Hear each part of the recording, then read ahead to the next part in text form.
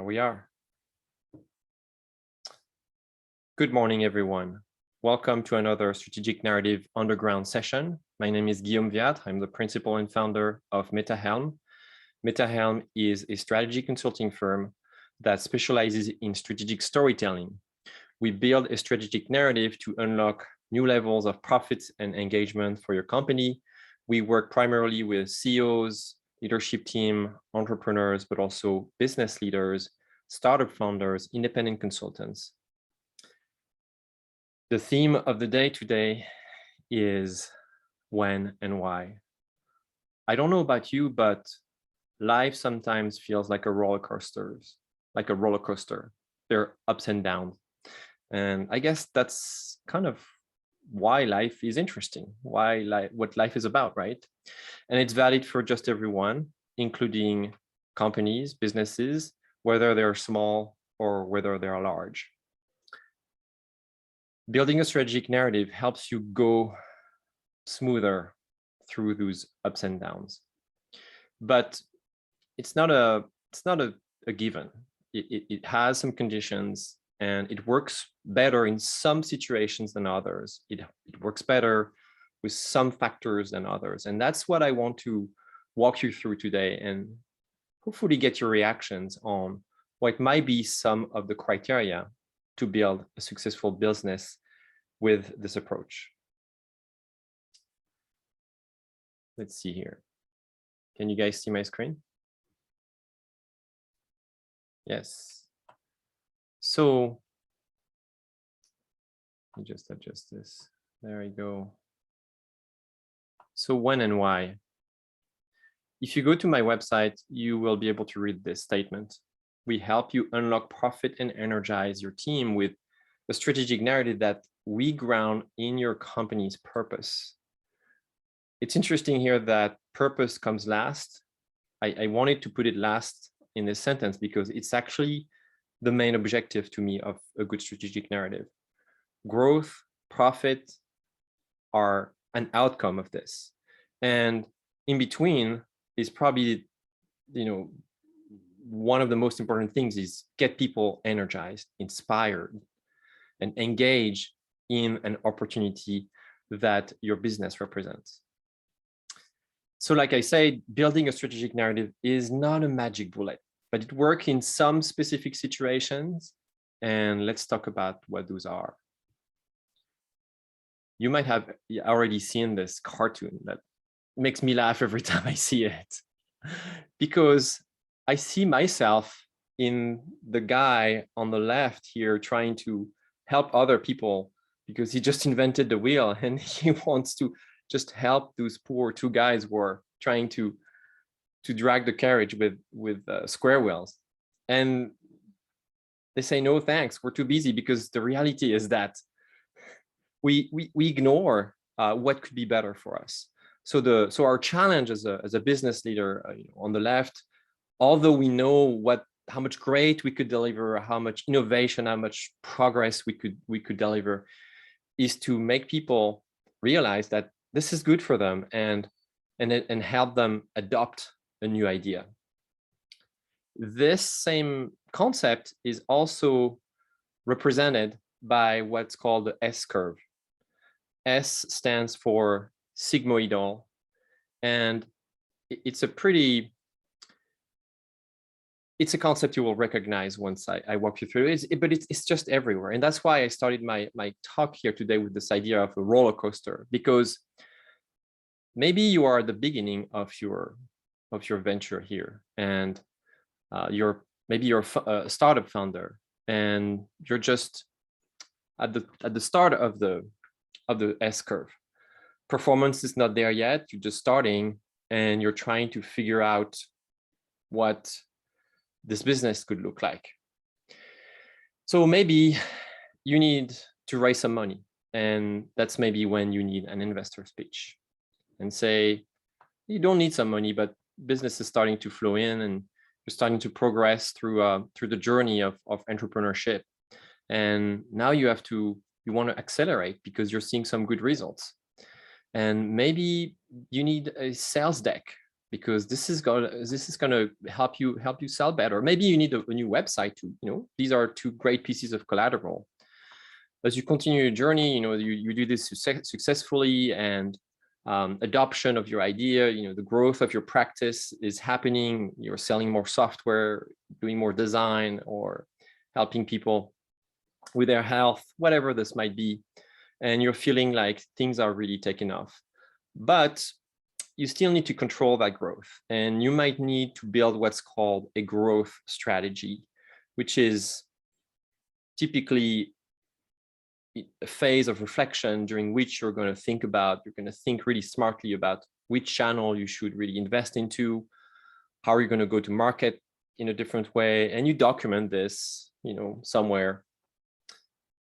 And moving on, it turns out that the company needs a new positioning because the market is getting crowded now, and there are more competitors, more companies that look like you. Very much, I'm thinking about people in real estate. How many real estate agents are out there? If you're a coach, if you're a software company, I always look at the numbers of logo in a given market. It's just stunning, the number of brands out there, and it feels really like being in the subway in Paris during rush hour. It's just crowded everywhere. So how do you stand out? How do you make a difference? Maybe you need a brand positioning. As you get to the top of the S-curve here, it may feel like things are starting to slow down a little bit. See how the curve is getting flatter here. Performance is higher, is more difficult to achieve, and you're feeling pressure to reinvent the business. And you're there, you're kind of maybe stuck, because what you might be actually looking for is looking for the next S-curve and how to jump from one to the other. And that's a tough transition right there. Many companies fail to reinvent themselves.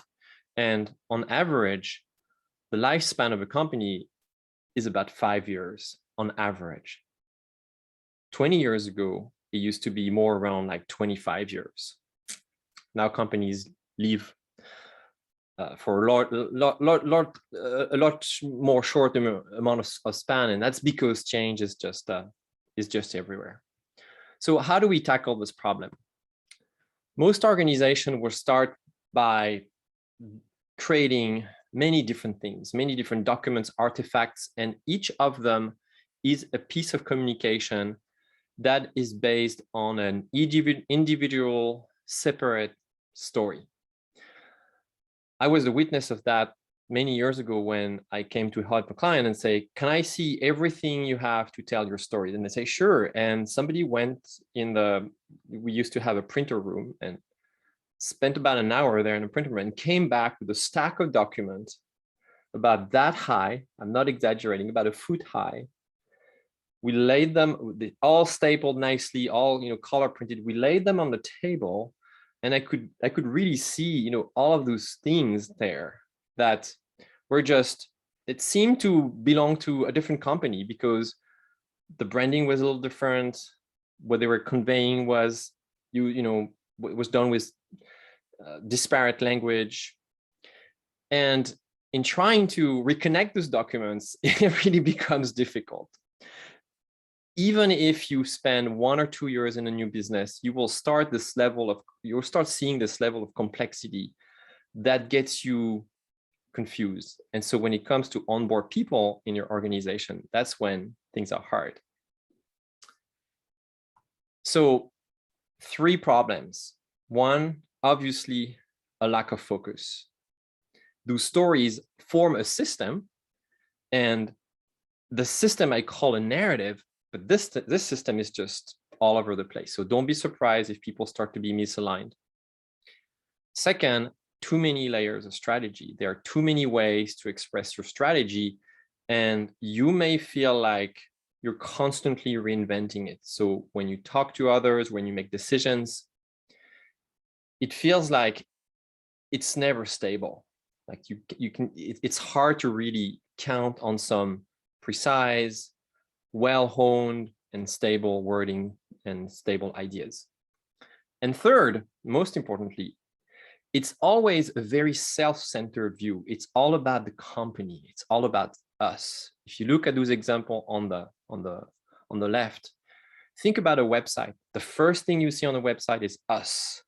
We do this, our product. If you think about a business strategy, it's all about how the company wants to go from one place to the other, not how the company wants to take outside people, a community, from one place to another. How do we try to solve this problem? Usually, we will want to update each piece separately and individually because we don't have a good bird's eye view. We don't make the connections easily.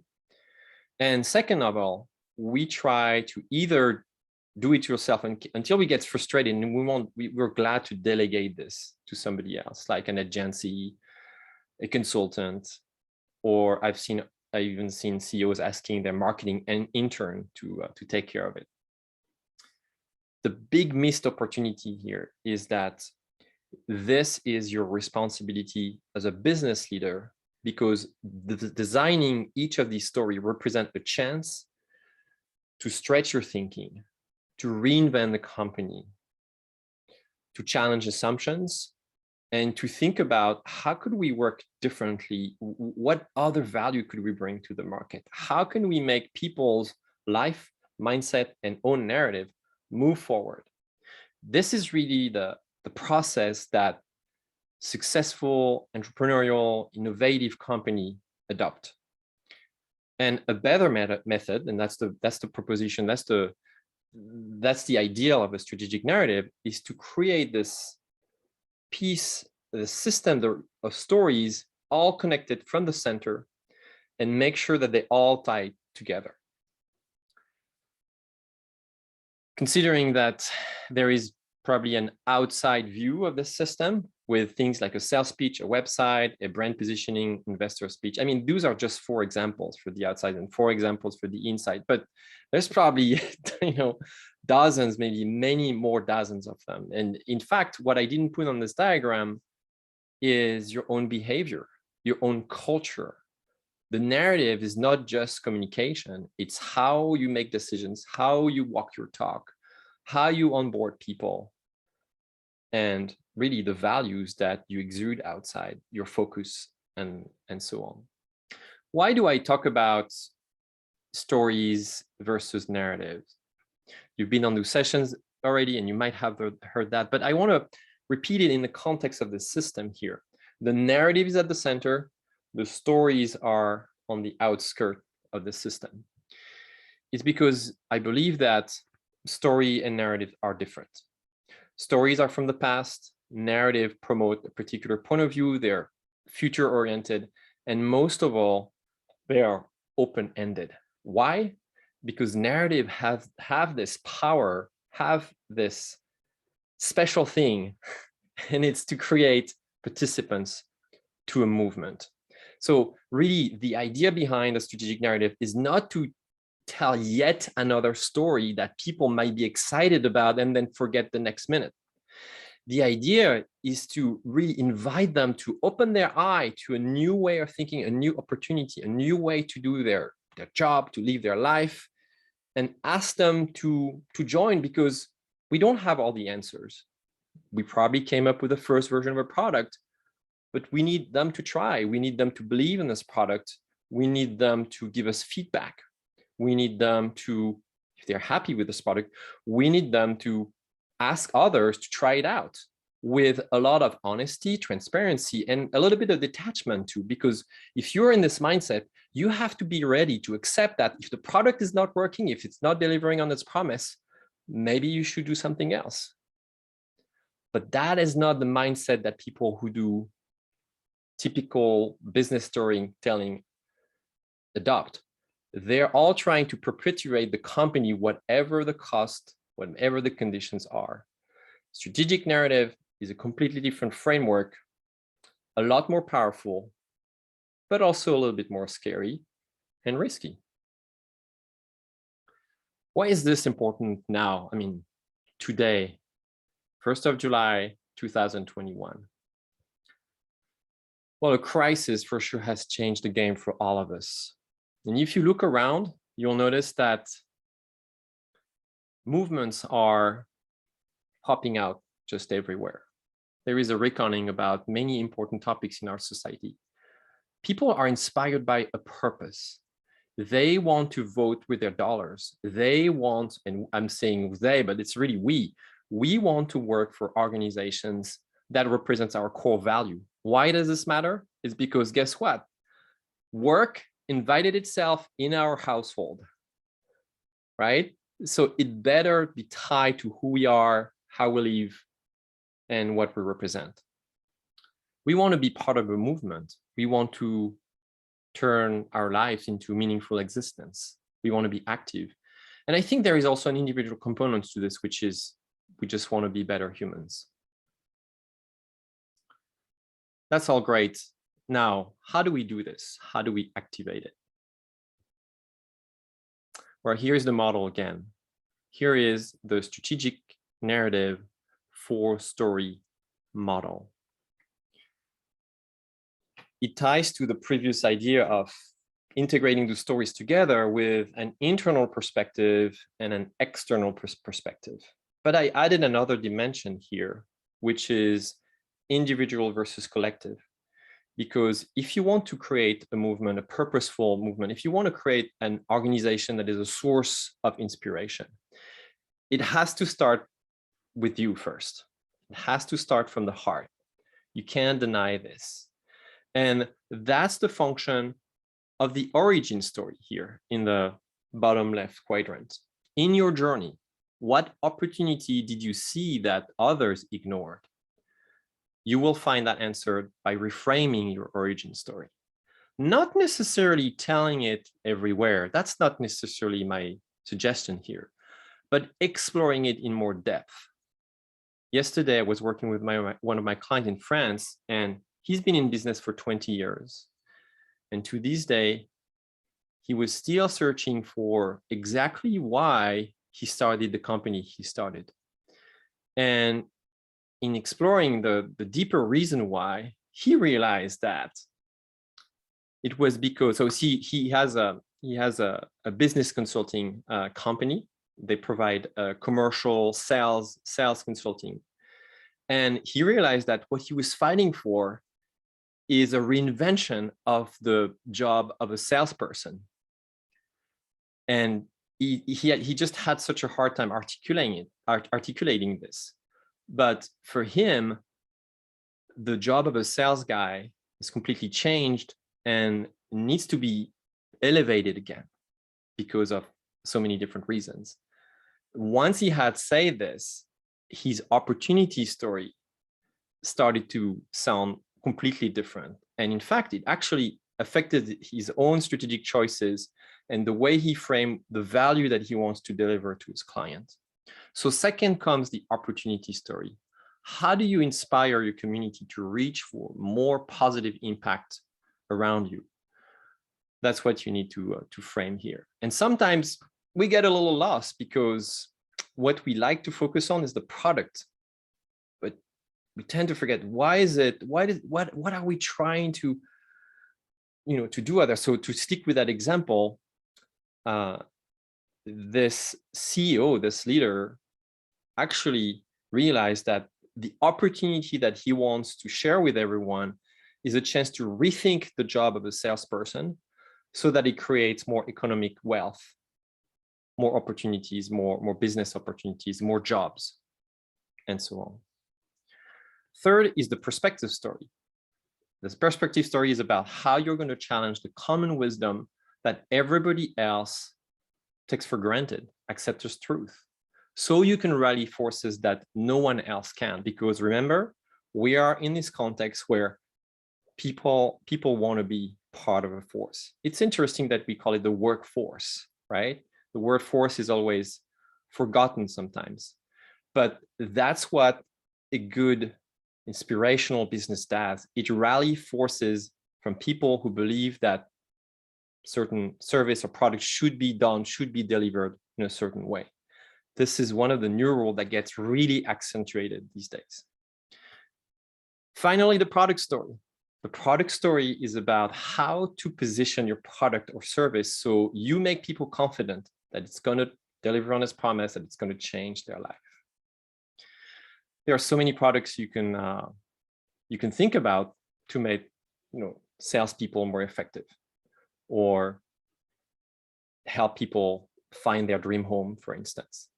You could build software. You could deliver a different service.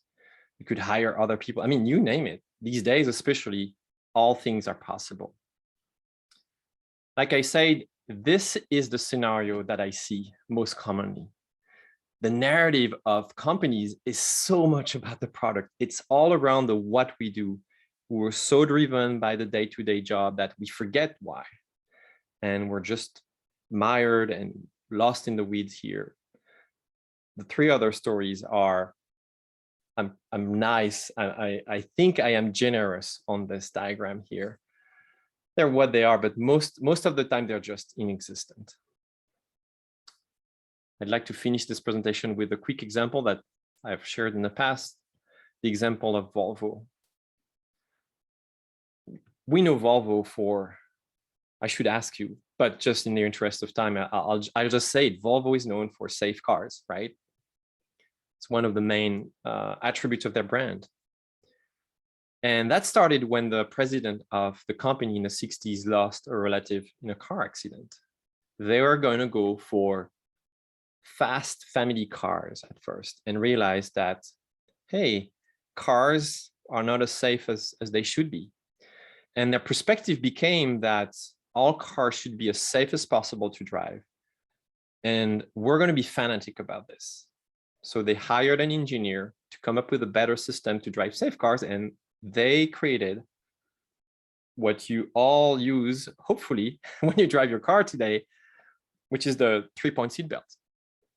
The opportunity that they went after was to save millions of lives. And believe it or not, this new narrative at first was welcomed with a lot of skepticism. Many people pushed back. The New York Times itself wrote an article in which you can read some things, don't quote me on this, but very close to, this is the end of our liberties, of our freedom. This is actually more dangerous than wearing a seatbelt, because if you get in a car, you can't get, if you're in a car crash, you can't get out of the car. And at the time, car would catch fire pretty easily. So that was a big concern. Still to this day, over 60 years later, they're still fighting with this narrative. They're still pushing hard, and still some states and some areas on the planet don't have rules, don't have regulations to enforce the use of the seatbelt. So just to go back to our concept of the S-curve, in the 60s, they started here, but it looks like it's a narrative that it's still in the works right here. It's still, it's still creating a lot of opportunities, still saving lives, still creating a lot of growth for this company. This is what the narrative sounds like. This is what the narrative looks like. And if you ask me, hey, Guillaume, that's all great, but how do we create better pieces of communication around this narrative? This is an example of what it could look like, of course, and how it triggers creative ideas when you are about to share the narrative outside. See how they almost look like slides? Little rectangles. Great. So there we are. And this is when and why you need a new strategic narrative. So per my usual tradition, I have a question for you. When will you start building your own strategic narrative?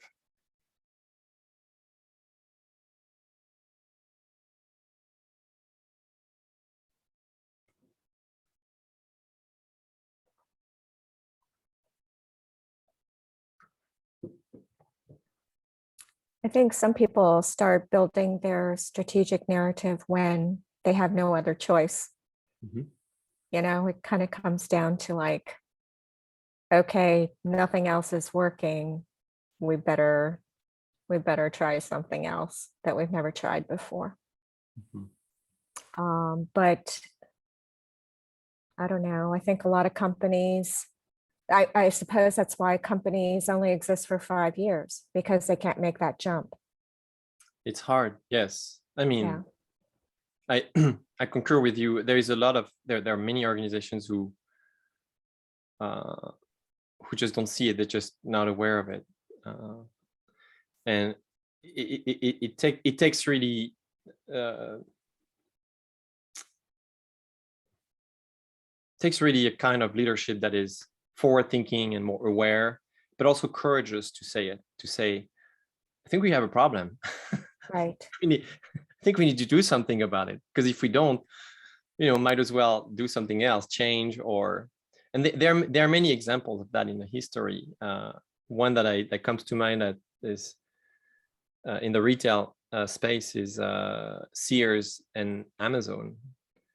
The same year Amazon launched, Sears had several meetings when they were supposed to discuss the launch of an online shop, and they all rejected this idea because they thought, no way, we are a paper catalog company. We're a mail order company. There's no way this is going to work. Kodak is another example. The same year Kodak filed for Chapter 11, Instagram was sold to Facebook for $1 billion. Completely missed the train on the acceleration of digital camera. But there are some organizations or companies that I feel like don't necessarily, like, we don't have any awareness as consumers what their origin story is or what their perspective is. It's just that they're the cheapest, or they're the most convenient, or Right. something, that's a whole different kind of company that just seems, I mean, there is a lot of discussion in the business world about not being one of those that is racing to the bottom, where you're just cutting your costs or being faster and faster and faster. And at some point you've maxed out. Mm-hmm. So there are those companies that exist a long time going on that particular route. Mm-hmm. Mm-hmm. I don't know if your origin story can be, I want to make as much money as possible before I die, It could be that. It could be your motivation. Right. It's okay. I mean, I'm not here to judge. And I agree with you, Patricia. I don't know I'd love to hear the rest of the group on this. Like, do you guys know companies that are just trying to actually, as Patricia described, maybe they don't need to have a strategic narrative, because I believe it's not just not for everyone, not necessarily. It doesn't have to be for everyone. I think a company that, say, makes cardboard maybe doesn't need something like this, because it's a more of a commodity product, and it is a thing where people are going to chase the lowest price, unless somebody else comes along and has a different way to package things that is reusable and therefore less costly in the long run. So somebody can leapfrog over them if they don't, like Kodak, evolve at the right time. Yeah, you're right. I mean, the change could come from a competitor. The change could also come from a major outside trend. If I think about Tesla, what motivated Tesla to make electric cars was not because there was an electric car competitor that was threatening enough, right? Actually, none of the automakers really cared when they launched, but there was a big threat out there: global warming and the emission of CO2. And someone stepped and said, we should do something about this. It turns out it was the right time also, because the government the US government, was ready to help launch companies at that time. So Tesla got helped a lot. You got subsidies to get launched. So that was good timing. So it could be that too. Yeah, could be many scenarios. I was going to say, for me, being like a brand new startup, like, now is the time for us to do this, not get down the road. I know we've talked about this before. I think now's the time to do like strategic narrative. Like that is important for us to be able to do. I think of like, you're saying which companies probably don't need to do this. Probably a lot of companies already established, like, you know, the ones already sitting, that've been around for so long, especially in my industry, like they're already well known. They're not trying to grab, or they're not trying to cross the chasm again. They've already there. So I see this as like, that helps me bridge to get across that chasm, you know, to get from the early adopters to, you know, having a mainstream and being able to like then have a nice foothold in our industry. Right, right. So, Robert, can you share with everyone what your company does? Yeah, thanks so much. So I'm working on a hearing healthcare products, basically working on an over-the-counter hearing aid right now.